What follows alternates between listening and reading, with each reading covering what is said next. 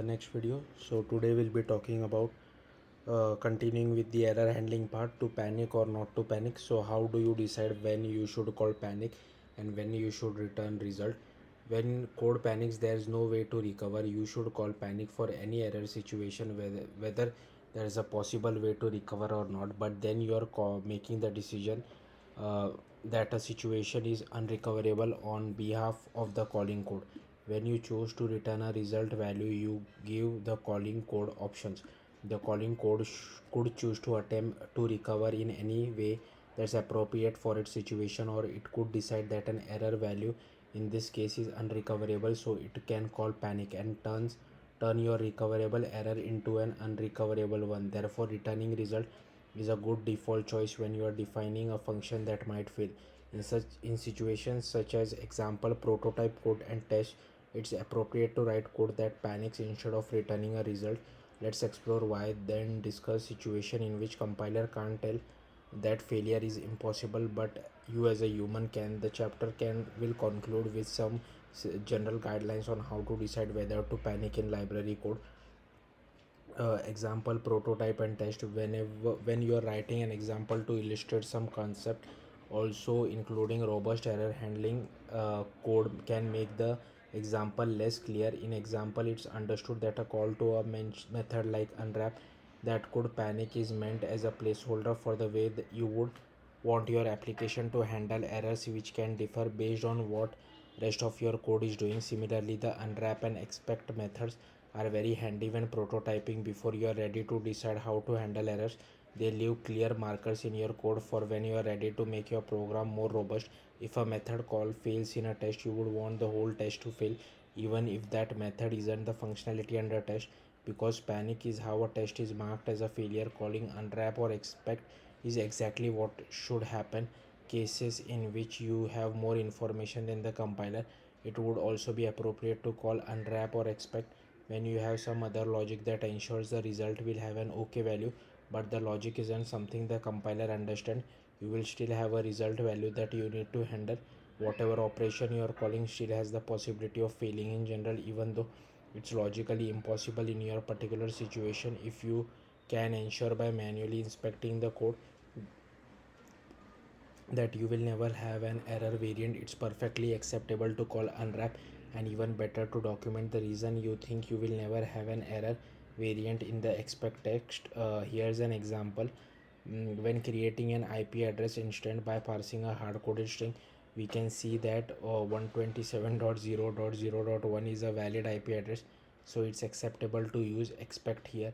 However, having an hard-coded valid string doesn't change the return type of the parse method. We still get a result value, and the compiler will still make us handle the result as if the error variant is a possibility, because the compiler isn't smart enough to see that the string is always a valid IP address. If the IP address string came from a user rather than the being hard coded into the program and therefore did have a possibility of failure, we would definitely want to handle the result in a more robust way. Instead, mentioning the assumption that this IP address is hard coded will prompt us to change expect to better error handling. If in the future we need to get the IP address from some other source instead. Guidelines for error handling: it's advisable to have your code panic when it's possible that your code could end up in a bad state. In this context, a bad state is when some assumption, guarantee, contract, or invariant has been broken, such as when invalid values, contradictory values, or missing values are passed to your code plus one or more of the following. The bad state is something that is unexpected as opposed to something that will likely happen occasionally, like a user entering data in the wrong format. Your code after this point needs to rely on not being in this bad state rather than checking for the problem at every step. That's not a good way to encode this information in the types you use. We will walk through an example of what we mean in the encoding states and behavior as type section of chapter 17. If someone calls your code and passes in values that don't make sense, it's better to return an error if you can, so the user of the library can decide what they want to do in that case. However, in cases where continuing could be insecure or harmful, the best choice might be to call panic and alert the person using your library to the bug in their code so they can fix it during development. Similarly, panic is often appropriate if you're calling external code that is out of your control and it returns an invalid state that you have no way of fixing. However, when failure is expected, it's more appropriate to return a result than to make a panic call. Example includes a parser being given malformed data or an HTTP result, returning an status that indicates you have hit a rate limit. In these cases, returning a result indicates that a failure is an expected possibility that the calling code must decide how to handle. When your code performs an operation that you could put a user at risk, if it's called using invalid values, your code should verify the values are valid first and panic if the values aren't valid. This is mostly for safety reasons. Attempting to operate on invalid data can expose your code to vulnerabilities. This is the main reason the standard library will call panic. If you attempt an out of bounds memory access, trying to access memory that doesn't belong to the current data structure is a common security problem. Functions often have contracts. Their behavior is only guaranteed if the input meet particular requirements. Panicking when the contract is violated makes sense because a contract violation always indicates a caller side bug and it's not a kind of error you want the calling code to have to explicitly handle. In fact, there's no reasonable way for calling code to recover. The calling programmers need to fix the code. Contracts for a function, especially when a violation will cause a panic, should be explained in the API documentation for the function. However, having lots of error checks in all of your function would be verbose and annoying. Fortunately, you can use Rust type system and thus the type checking done by the compiler to do many of the checks for you. If your function has particular type as a parameter, you can proceed with your code's logic knowing that the compiler has already ensured you have a valid value. For example, if you have a type rather than an option, your program expects to have something rather than nothing. Your code then doesn't have to handle two cases for sum and none variants. It will only have one case for definitely having a value. Code trying to pass nothing to your function won't even compile, so your function doesn't have to check for that case at runtime. Another example is using an unsigned integer type such as u32, which ensures a parameter is never negative. Creating custom types for validation. Let's take the idea of using Rust type system to ensure we have a valid value one step further and look at creating a custom type for validation. Recall the guessing game in chapter 2 in which our code asked the user to guess a number between 1 and 100. We never validated that the user's guess was between those numbers before checking it against our secret number. We only validated that the guess was positive. In this case, the consequences were not very dire. Our output of too high or too low would still be correct, but it would be useful enhancement to guide the user towards valid guesses and have different behavior when a user guesses a number that's out of range versus when a user types, for example, letters instead. One way to do this would be to parse the guess as an I32 instead of only a U32, allow potentially negative numbers, and then add a check for the number being a range like so. The if expression checks whether our value is out of range, tells the user about the problem, and calls continue to start the next iteration of the loop and ask for another guess. And the if expression, after the if expression, we can proceed with the comparison between guesses and the secret number, knowing that guess is between 1 and 100. However, this is not an ideal solution. If it was absolutely critical that the program only operated on values between 1 and 100 and it has many functions with this requirement, having a check like this in every function would be tedious and might impact performance.